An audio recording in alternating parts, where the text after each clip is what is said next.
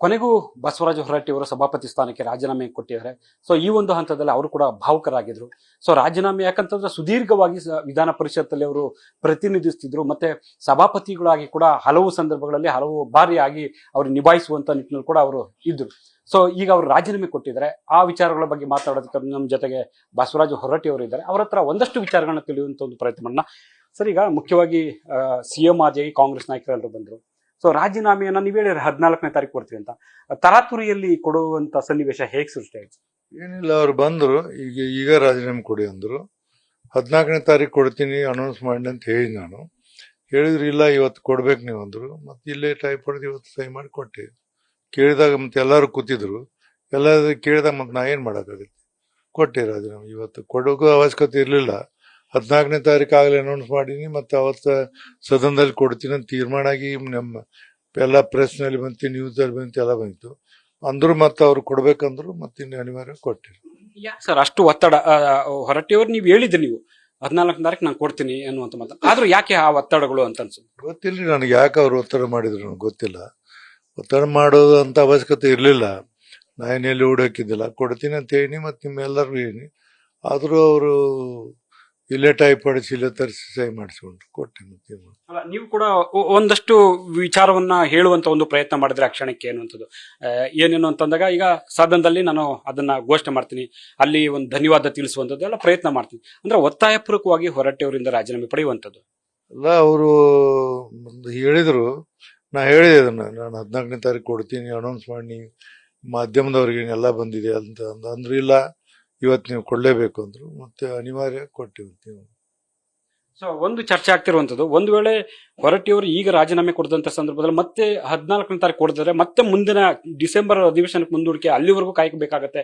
ಈ ರೀತಿ ಒಂದಷ್ಟು ಲೆಕ್ಕಾಚಾರಗಳಿದ್ವು, ಹಾಗಾಗಿ ಒತ್ತಾಯಪೂರ್ವಕವಾಗಿ ತಗೊಂಡ್ರು ಅನ್ನುವಂತ ಚರ್ಚೆ ಇದೆ. ಅದು ಗೊತ್ತಿಲ್ರಿ ಅವ್ರದ್ದು ಏನಾಯ್ತು ನನಗೆ. ಅದು ಯಾಕೋ ಒಟ್ಟಿಗೆ ಯಾವಾಗಾದ್ರೂ ನಾವು ಒಂದೇ ಹೇಳ್ತೀನಿ, ಸಭಾಪತಿ ಅವರನ್ನ ಯಾರು ರಾಜೀನಾಮೆ ಕೇಳಬಾರ್ದು. ಮತ್ತೆ ಇವು ಅನಿವಾರ್ಯ ಇಂಥ ಇದ್ರೆ ನನಗೂ ಮನಸ್ಸಿಗೆ ನನ್ನ ಕಾನ್ಶಿಯಸ್ ವಿರುದ್ಧಾಗೆ ನಾನು ಸಹಿ ಮಾಡೀನಿ. ಕಾನ್ಶಿಯಸ್ ಒಪ್ಪಲಿಲ್ಲ. ಆದ್ರೆ ಅನಿವಾರ್ಯ ಪರಿಸ್ಥಿತಿ ಹಂಗೆ ಬಂತು. ಮುಖ್ಯಮಂತ್ರಿ ಸ್ವತಃ ಕುಂತಾಗ ಏನ್ ಮಾಡೋಕ್ಕಾಗಲ್ಲ, ಕೊಟ್ಬಿಟ್ಟು ಇಷ್ಟ. ಅಂದ್ರೆ ಹೊರಟ್ಟಿಯವರು ಮನಸ್ಸು ಒಲ್ಲದ ಮನಸ್ಸಿನಿಂದಲೇ ರಾಜೀನಾಮೆ ಕೊಡ್ತಾ ಇದ್ದಾರೆ ಅಂತ? ಹೌದೌದು, 100%. ಮಾನಸಿಕವಾಗಿ ನಾನು ತಯಾರಿರ್ಲಿಲ್ಲ. ಬಟ್ ಅವ್ರು ಕೇಳಿದಾಗ ಇನ್ನೇನು ಅದೇ ಗುದ್ದಾಟ ನಾನು ಬೇಡಾಗಿರ್ತದೆ, ಇಷ್ಟ ಕೊಟ್ಟಿನಿ. ಮತ್ತೇನಿಲ್ಲ. ಅವರು ಸಿಎಂ ಅವ್ರು ಹೇಳ್ತಿರೋದು ಇದು ಪಾರ್ಟಿ ಡಿಸಿಷನ್, ಹಾಗಾಗಿ ನಮಗೆ ಒಂದು ಆಪ್ಷನ್ಸ್ ಇದೆ, ಹಾಗಾಗಿ ನಮಗೊಂದು ಅವಕಾಶಗಳು ಬೇಕಾಗತ್ತೆ, ಹಾಗಾಗಿ ಅವರು ನಿಮ್ಮನ್ನ ರಾಜೀನಾಮೆ ಕೇಳಿದ್ರು ಅನ್ನುವಂಥದ್ದೇ. ಅದೇನು ಗೊತ್ತಿಲ್ಲ. ಅವ್ರು ರಾಜೀನಾಮೆ ಕೇಳಿದ್ರು ನಾ ಕೊಟ್ಟೆ ಇಷ್ಟ. ರಾಜೀನಾಮೆ ಆಕ್ಚುಲ್ ನಿಮ್ಗೆ ಯಾರು ನಮ್ಮ ರಾಜೀನಾಮೆ ಕೇಳಬಾರ್ದು, ಸದನದಲ್ಲೇ ಅಷ್ಟೇ ಕೇಳಬೇಕು. ಅವ್ರು 2 ಸಲ ರಾಜೀನಾಮೆ ಕೇಳಿದಕ್ಕೆ ರಾಜೀನಾಮೆ ಕೊಟ್ಟೆ ಇಷ್ಟ. ಉಳಿದು ನನಗೆ ಏನು ಗೊತ್ತಿಲ್ಲ, ಅವ್ರ ಪಕ್ಷ ಗಿಕ್ಷ ಎಲ್ಲ. ನೀವು ಇಷ್ಟು ಬಾರಿ ಸಭಾಪತಿಗಳಾಗಿ ಕೆಲಸ ಮಾಡಿದ್ರಿ, ಸೊ ಇಷ್ಟು ವರ್ಷಗಳ ಸುದೀರ್ಘವಾಗಿದ್ರಿ. ಸೊ ಈಗ ಸಡನ್ಲಿ ರಾಜೀನಾಮೆ ಕೊಟ್ಟಿರುವಂತದ್ದು ಈ ಕ್ಷಣಕ್ಕೆ ಏನ್ ಅನಿಸ್ತಿದೆ? ಏನು ಅನ್ಸಂಗಿಲ್ಲ. ನಾನು ಸಿನ್ಸಿಯರ್ ಆಗಿ ಕೆಲಸ ಮಾಡ್ಕೋತ ಇಲ್ಲಿ ಒಟ ಮನಸ್ಸಿಗೆ ಬೇಜಾರಾಗ್ತಿದೆ. ಯಾಕಂದ್ರೆ ನಾವೇನು ತಪ್ಪು ಮಾಡಿಲ್ಲ, ಏನು ಮಾಡಿಲ್ಲ. ಸದನದಲ್ಲಿ ಎಲ್ಲಾ ಪಕ್ಷದವ್ರು ನನ್ನ ಬಗ್ಗೆ ಅಭಿಮಾನ ಇರ್ತಾರೆ. ಸದನ ಸರಿ ನಡೆಸ್ಕೊಂಡ್ ಬಂದೀನಿ. ಬಂದಾಗ ಅವರು ರಾಜೀನಾಮೆ ಬೇಕನ್ನೋದು ಇದು ಇತಿಹಾಸದಲ್ಲಿ ಫಸ್ಟ್ ಟೈಮ್. ಕರ್ನಾಟಕದ ವಿಧಾನ ಪರಿಷತ್ನ ಇತಿಹಾಸದಲ್ಲಿ ಮೊಟ್ಟ ಮೊದಲನೇ ಸಾರಿ ರಾಜೀನಾಮೆ ತೆಗೆದುಕೊಂಡಂತ ಉದಾಹರಣೆ ಇದೆ. ಹೀಗಾಗಿ ಅವ್ರು ಹೇಳಿದ್ರು ಕೊಟ್ಟಿನಿ, ಏನ್ ಮಾಡಕ್ಕಾಗಲ್ಲ.